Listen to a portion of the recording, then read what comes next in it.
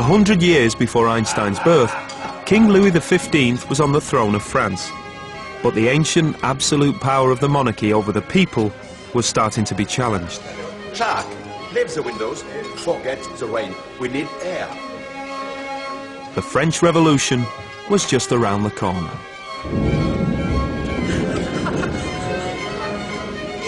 This was the era of enlightenment, when intellectuals believed very firmly that the way forward lay in science.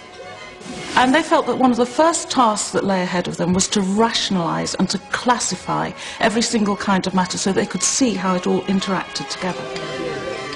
Antoine Lavoisier, a wealthy aristocratic young man, decided to take up this task, to see if there was some basic connection between all the stuff of everyday life, all the different substances in the world.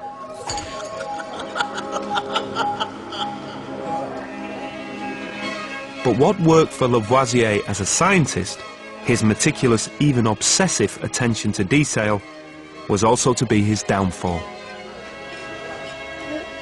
Monsieur Lavoisier, you are, if my eyes do not deceive me, consuming only milk this evening.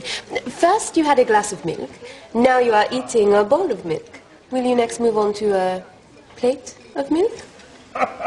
Your precise observations commend you as a lady of scientific curiosity, mademoiselle. Most unusual. As you seek knowledge, so I shall dispense it. For the last 5 weeks, I have taken nothing but milk. Good God, man. I would rather die than fast on milk for 5 weeks. Are you in the grip of some horrendous ailment? On the contrary, I am investigating the effects of diet on health. Monsieur, with the greatest of respect to a member of the Royal Academy of Sciences, your gut must think your throat has been slit.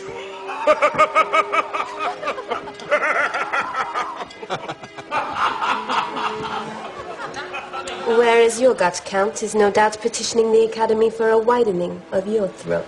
Marianne, how dare you insult the Count? Don't forget what the Count offers. Not just marriage, but think of how you will be introduced to all the salon. You will be the toast of Paris. Would it not be a shame, madame, to burden you with the duties of matrimony before you have had a chance to experience your curiosity for nature? Shall we all go through? It's getting rather hot in here.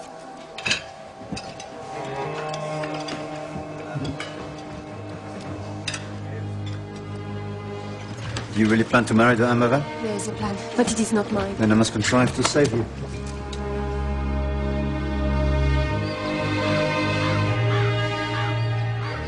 Lavoisier wasn't a chemist by profession. He was the head of tax enforcement in Paris. His great idea was to build a huge wall round the city and to tax everything that came and went. But his taxes on the simple things in life, bread, wine and cheese, did not endear him to the average Parisian. However, this scrupulous, fastidious young man did allow himself the occasional act of passion.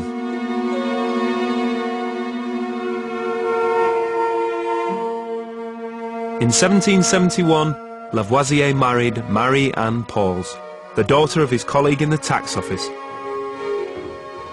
Thus he saved her, as he had promised, from an arranged marriage to a count 40 years her elder.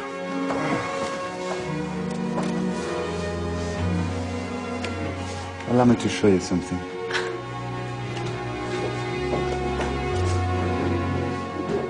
Lavoisier, I think, found his job as a tax collector really rather tedious, and the times he looked forward to were the evenings and the weekends when he could indulge his passion for chemical experimentation.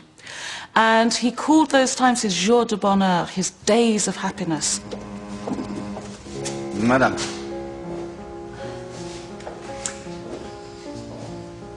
What will happen if I take a bar of copper or iron and leave it outside in the rain for months on end? Madame Lavoisier.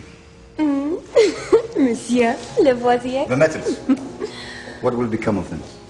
Is this a verbal examination? prior to an examination proper, sir? I merely seek the truth. Then you join with me, monsieur, for you know the truth. The copper will become covered in a green verdigris, and the iron will rust.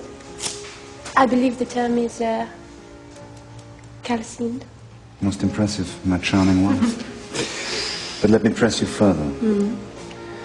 When the metal rusts, does it get heavier or lighter? Why, sir, I think you mean to trap me. Oh. Then perhaps this little butterfly should land and allow me to take a closer look. Every last citizen in France of sensible age knows that when a metal rusts, it breaks away, it gets lighter and eventually disappears. But... Stop. I have not finished. Contain yourself, sir. There is more. In a recently published pamphlet by a brilliant young chemist, Antoine Lavoisier demonstrates that the iron combines with the air. It, in fact, becomes heavier. Most impressive. I intend... Now, whatever you intend, monsieur, I intend to be by your side. I will learn all I can about your science and become your worthy colleague. Then let me show you how the iron combines with the air to form such a delicate union. Tomorrow, monsieur. Tomorrow.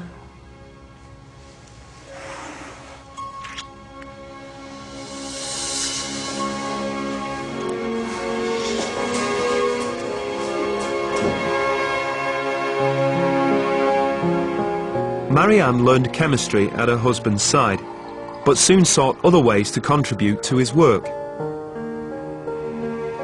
She learned English so that she could translate contemporary scientific works. She took drawing lessons so that she could record in forensic detail the minutiae of their work together. She ran their laboratory and was the public face of the Lavoisier enterprise. She was central to the whole research effort. That is a terrible thing to say. You are a cheeky man. This way, please, gentlemen.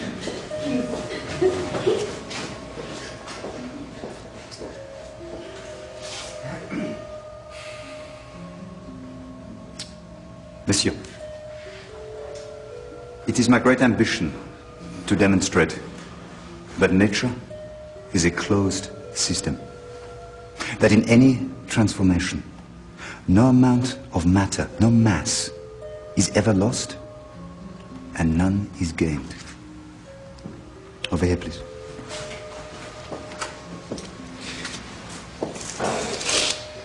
This precise amount of water is heated to steam.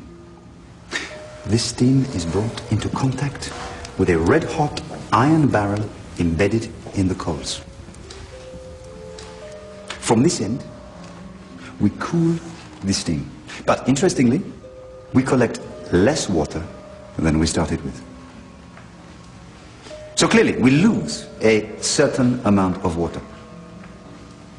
However, we also collect a gas.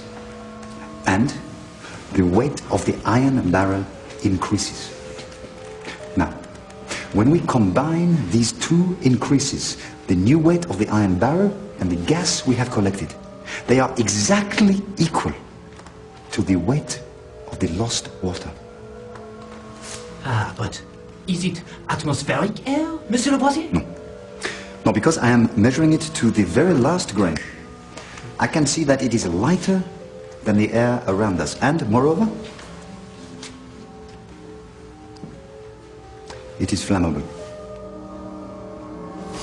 Voila.